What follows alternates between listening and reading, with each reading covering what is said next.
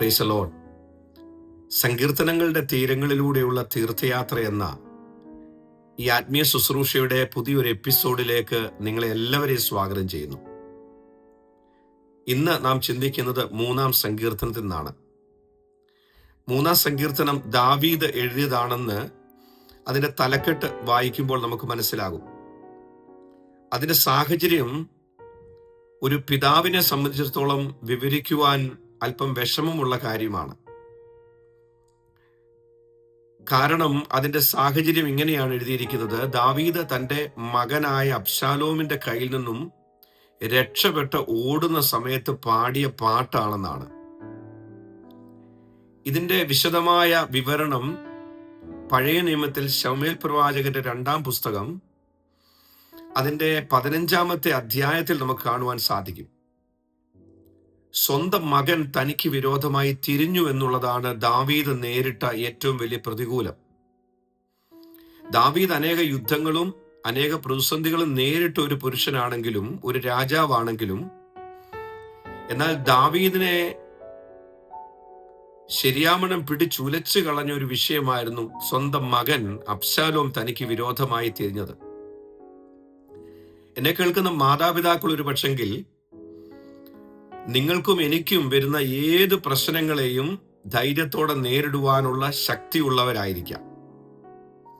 അത് രോഗമായിക്കൊള്ളട്ടെ, കടഭാരങ്ങളായിക്കൊള്ളട്ടെ, സാമൂഹിക വിഷയമായിക്കൊള്ളട്ടെ, അത് ക്ലേശങ്ങളായിക്കൊള്ളട്ടെ, പട്ടിണി ആയിക്കൊള്ളട്ടെ, എന്തുമായിക്കൊള്ളട്ടെ. എന്നാൽ നമ്മെ വല്ലാതെ പിടിച്ചു കുലുക്കുന്ന വിഷയമെന്ന് പറയുന്നത് നമ്മുടെ കുഞ്ഞുങ്ങളെ പറ്റിയുള്ള വിഷയങ്ങളായിരിക്കും. കുഞ്ഞുങ്ങളുടെ അനുസരണക്കേടാകാം, കുഞ്ഞുങ്ങളുടെ വഴിപിഴച്ച ജീവിതമാകാം, കുഞ്ഞുങ്ങളുടെ മാനസിക തകർച്ചയാകാം, കുഞ്ഞുങ്ങളുടെ രോഗങ്ങളാകാം. എന്തായാലും ഏതൊരു മാതാവിനെയും പിതാവിനെയും മാനസികമായി ശാരീരികമായും തകർത്തു കളയുന്ന, ഈശാനുമൂല കൊടുങ്കാറ്റിൽ അകപ്പെട്ടു പോയിരിക്കുന്ന ഒരു കരിയിലെ പോലെ പാറിപ്പറന്നു പോകുന്ന ഒരനുഭവമായിരിക്കാം. പിടിച്ചാൽ നിൽക്കാത്ത ഒരവസ്ഥയിൽ കൂടെ, വഴുവഴുപ്പിൽ നിൽക്കുന്ന ഒരവസ്ഥയിൽ കൂടെ കടന്നു പോകുന്ന മാനസിക വ്യഥയായിരിക്കാം അങ്ങനെയുള്ളവർ അനുഭവിക്കുന്നത്.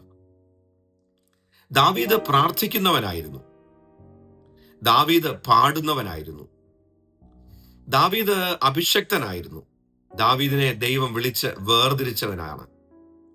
എന്നാൽ അങ്ങനെയുള്ള ദാവീദ് ഇതാ ഒരു വലിയ പ്രശ്നങ്ങളിൽ അകപ്പെട്ടിരിക്കുക, ഒരു വലിയ പ്രതികൂലത്തെ നേരിടുക. ഞാൻ മുമ്പേ പറഞ്ഞ പോലെ ഈശാനുമൂല കൊടുങ്കാറ്റിനെ നേരിടുന്ന ദാവീദാണ്. അല്ലെങ്കിൽ നടുക്കടലിൽ എന്ത് ചെയ്യണമെന്നറിയാതെ നട്ടം തിരിയുന്ന ഒരു പടകുപോലെ ആയിരിക്കുന്നു ദാവീദ് ഇപ്പോൾ. സ്വന്തം രാജ്യം വിട്ട് ഓടിപ്പോകേണ്ടുന്ന ഗതികേടിലെത്തിയിരിക്കുന്നു ആ രാജ്യത്തിന്റെ രാജാവ്, അതും ഗോലിയാത്തിനെ കൊന്ന ദാവീദ്.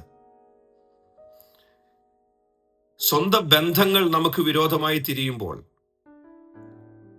രക്തത്തിൽ പിറന്നവര് നമുക്ക് വിരോധമായി തിരിയുമ്പോൾ, ഒരപ്പത്തിന്റെ അവകാശികളാകുന്നവർ നമുക്ക് വിരോധമായി തിരിയുമ്പോൾ, ഒരു വല്ലാത്ത പ്രതിസന്ധിയിലൂടെ ആയിരിക്കാം നാം കടന്നു പോകുന്നത്. നാം പ്രാർത്ഥിക്കുന്നവരാണെങ്കിൽ പോലും എന്തുകൊണ്ട് ഇത് നമുക്ക് വന്നു എന്നുള്ള ചോദ്യം നമുക്കുണ്ടാകും. തിരുവചനം പഠിപ്പിക്കുന്നത് ദാവീദ് കെദ്രോൻ തോട് കടന്ന് നിലവിളിയോടെ, കണ്ണുനീരോടെ കടന്നു പോയെന്നാണ് വായിക്കുന്നത്. പുതിയ നിയമം നമ്മെ പഠിപ്പിക്കുന്നു കെദ്രോൻ തോട് കടന്നുപോയ മറ്റൊരാളിനെ പറ്റിയുണ്ട്, ദൈവപുത്രനായ ക്രിസ്തു. ആ ക്രിസ്തുവും കടന്നു പോകുന്ന സ്വന്തക്കാർ തള്ളിക്കളഞ്ഞത് മൂലം, ഒറ്റുകൊടുത്തത് മൂലം, സ്വന്തക്കാർ നിമിത്തം അവനും കെദ്രോൻ തോട് കടന്നുവെന്നാണ് വായിക്കുന്നത്.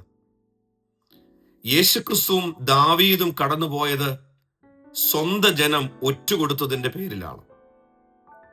പ്രിയപ്പെട്ടവരെ, ഞാനും നിങ്ങളും ഇന്ന് കടന്നു പോകുന്ന ചില കെദ്രോൻ തോടുകളുണ്ട്. ഞാനും നിങ്ങളും ഈ കാലങ്ങളിൽ കടന്നു പോകുന്ന ചില മാനസിക വിഷമങ്ങളും പ്രതിസന്ധികളുമുണ്ട്. എന്നാൽ ഒന്ന് പറഞ്ഞുകൊള്ളട്ടെ, നാം താണ്ടുന്ന എത്ര ദൂരം മുന്നോട്ട് പോയാലും നമ്മെ തിരിച്ചു കൊണ്ടുവരുവാൻ, നമ്മെ ശക്തീകരിക്കുവാൻ ദൈവം വലിയവനാണെന്നുള്ളതാണ് ഈ 3-ാം സങ്കീർത്തനത്തിൽ കൂടെ ദാവീദിന്റെ അനുഭവങ്ങളിലൂടെ നമുക്ക് കാണുവാൻ സാധിക്കുന്നത്. അതുകൊണ്ട് ഇതിന്റെ ബാക്കിയുള്ള പഠനം 3-ാം സങ്കീർത്തനം നമുക്ക് പിന്നീട് ചിന്തിക്കാം. എന്നാൽ ഇന്ന് പറയുവാൻ ആഗ്രഹിക്കുന്നത്, ദൈവം ഏത് പ്രതികൂലങ്ങളിലും, ദൈവം ഏത് മാനസിക സംഘർഷങ്ങളുടെ നടുവിൽ കൂടെ നാം കടന്നു പോകേണ്ടി വന്നാലും ദൈവം നമ്മെ തിരിച്ച് കൊണ്ടുവരും എന്നുള്ള ഒരു സന്ദേശമാണ്. ഈ സന്ദേശത്താൽ ദൈവം നമ്മെ അനുഗ്രഹിക്കുമാറാകട്ടെ. പ്രാർത്ഥനയോടെ ക്രിസ്തുവിൽ നിങ്ങളുടെ സഹോദരൻ ഷാജി അബ്രഹാം.